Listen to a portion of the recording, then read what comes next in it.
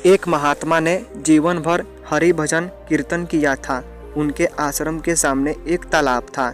जब उनका अंत समय आया तो उन्होंने देखा कि एक बगुला मछली पकड़ रहा था।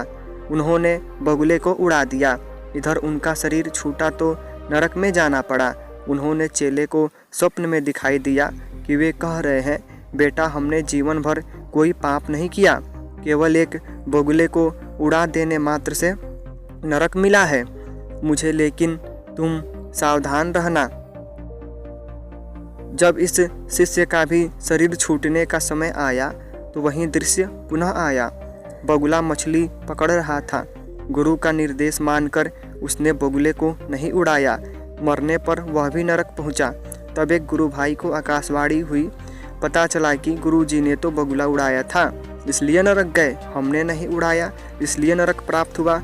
पर तुम बच के रहना। जब इन गुरु भाई की मरने की घड़ी आई तो संयोगवश पुनः बगुला मछली मारता दिखाई दिया। गुरु भाई ने भगवान को प्रणाम करते हुए प्रार्थना की, भगवान आप मछली में हो और आप बगुले में भी। हमें नहीं मालूम कि क्या सही है और क्या गलत, पाप क्या है पुण्य क्या है, हमें नहीं पता। आप अपनी व्यवस्था स्वयं देखें, मुझे तो सिर्फ आपके चिंतन से मतलब है। बस इतना कहकर जब इनका शरीर शांत हुआ तो वैकुंठ की प्राप्ति हुई। श्री नारद ने भगवान से पूछा, भगवान अंततः वे नरक क्यों गए? महात्मा ने बगुला उड़ाकर कोई पाप तो नहीं किया। उत्तर में भगवान ने कहा, नारद उस दिन बगुले का आहार मछली था, पर गुरुवर ने उसे उड़ा दिया।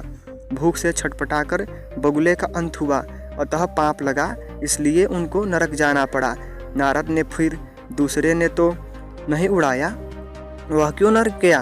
भगवान बोले, उस दिन बगुले का पेट भरा था, वह केवल विनोदवश मछली पकड़ रहा था, उसे उड़ा देना चाहिए था। शिष्य से भूल हुई और इस पाप के कारण उसे नरक मिला। नारद जी ने पुनः पूछा, और तीसरा? भगवान ने कहा, तीसरा मेरे भजन में लगा रहा, उसने सारी जिम्मेदारी मुझको सौंप दी। जैसा होना था वैसे ही हुआ, किंतु मुझसे संबंध जोड़ने के कारण और मेरे ही चिंतन के प्रभाव से वह मेरे धाम को प्राप्त हुआ।